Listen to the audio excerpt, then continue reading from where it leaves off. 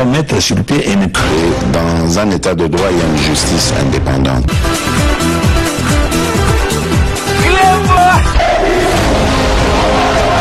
Ce n'est pas pour rien qu'il faut des conseils.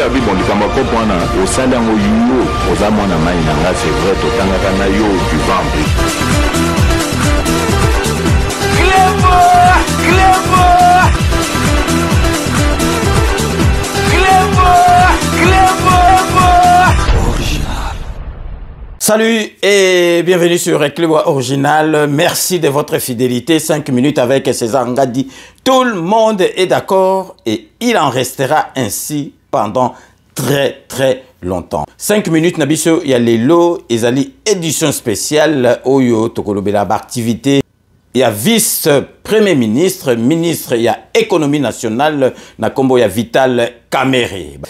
Batebele écoute déjà polémique donc bakoloba Vital Kamerhe ndenge ba pesi économie ngai nazali mutu na sala ka ba sentiment nga na pesa ka ba argument Kamerhe ba kondanaki ye na justice na biso ya mboka na biso suite ya procès à 100 jours même justice ya mboka na biso ba revoir procès wana ba bimisie ba lobby azali innocent.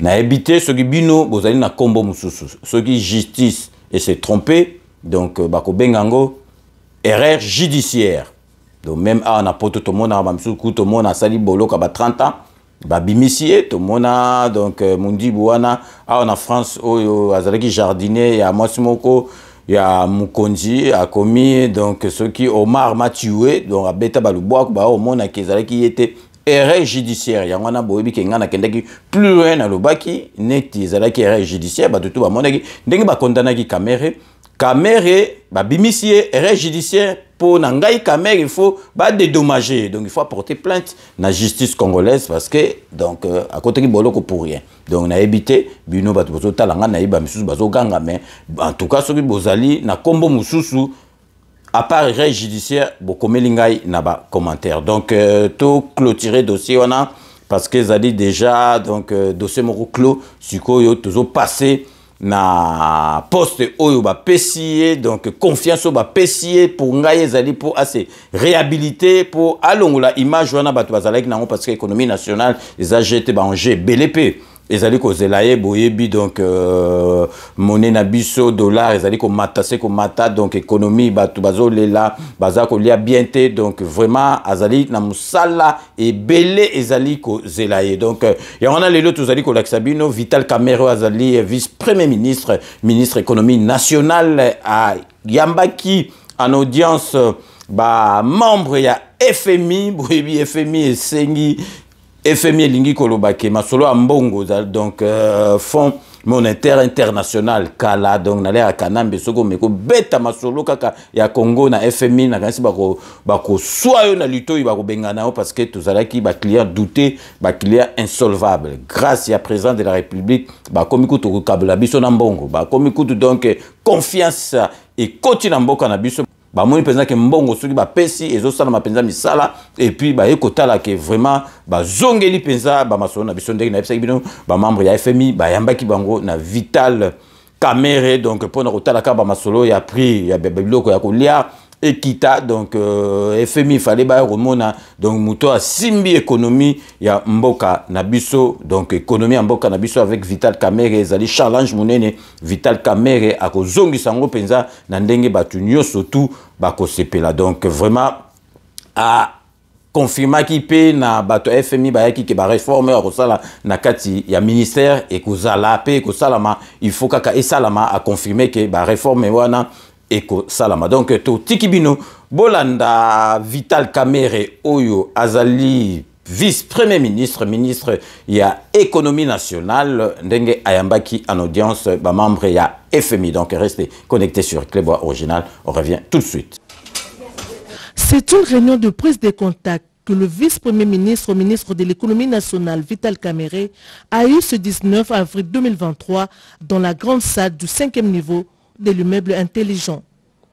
Le Fonds monétaire international, FMI et quelques acteurs économiques du pays ont parlé des perspectives économiques 2023, de la suite de l'audit des prix des produits pétroliers et des réformes pour la publication mensuelle de la vérité des prix et des manques à gagner, du montant à payer de façon anticipée pour 2023 et aussi des mesures planifiées par le gouvernement.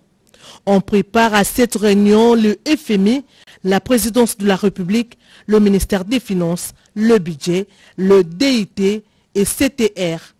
Le vice-premier ministre, ministre de l'économie nationale, a rassuré ses hôtes que les efforts et les réformes qui étaient en cours d'exécution seront poursuivis. Bino moko Hollandi audience oyo Vital Camera accordaki na ba membre ya FMI ils allaient fonds monétaire international les allaient banque mondiale oyo defisaka ba mbongo na ba pays donc kala donc relation katanaki na Congo na biso balinga ikuti bayo ka biso te parce que ba mbongo tout bandozo to bandozo ngsate ba mbongo mususu donc ezokene soki place wapi il fallait ko zongsa confiance na FMI na mboka na biso donc depuis président de la République a Fachi Beton donc masolo vraiment et zonga na ndenge moko ya mbetolo tous pepele vraiment donc vraiment Vital Camera Netazali donc nouveau ministre oyo penza il fallait FMI il faut ils la contact nae ministre de finance et économie baza batumoko il faut bazala na ba kota masolo mbongo il fallait vraiment akuta na FMI po bayeba ke Vital Camera mutu asimbi masolo oyo ya économie ya mboka na biso. Après wana ayambaki lisusu madame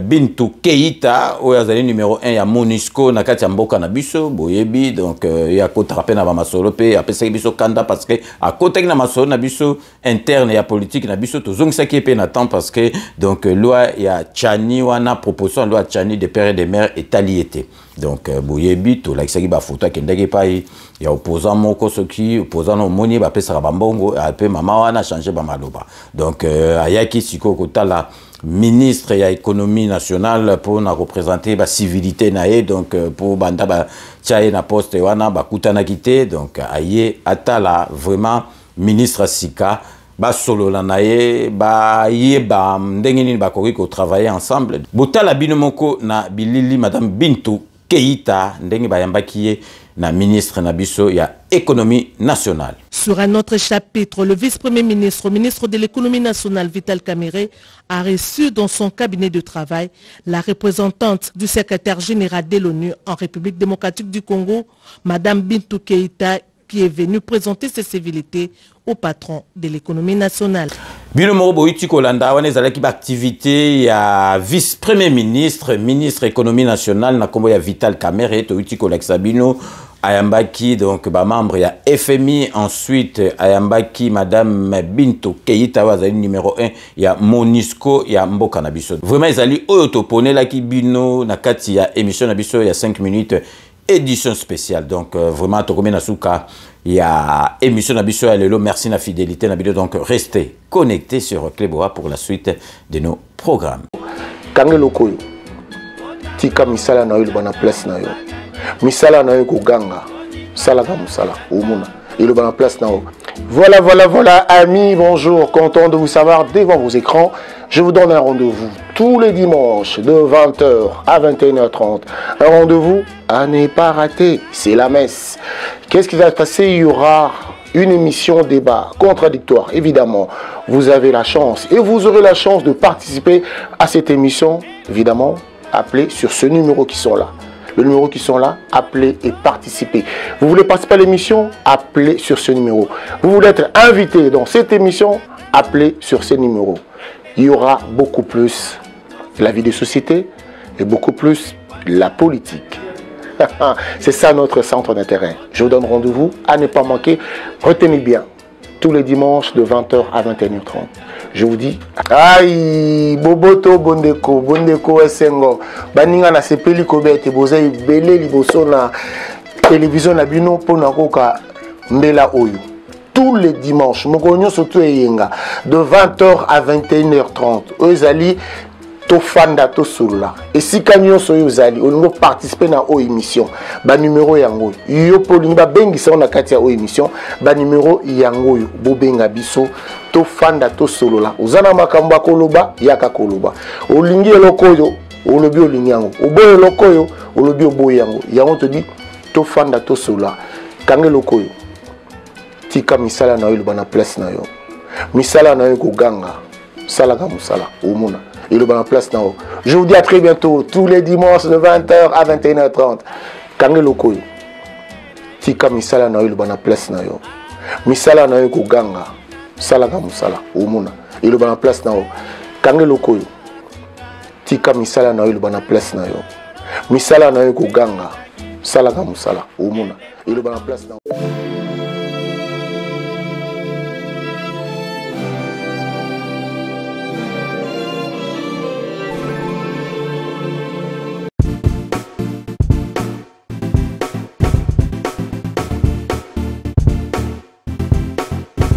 On doit mettre sur pied et créer dans un état de droit et une justice indépendante.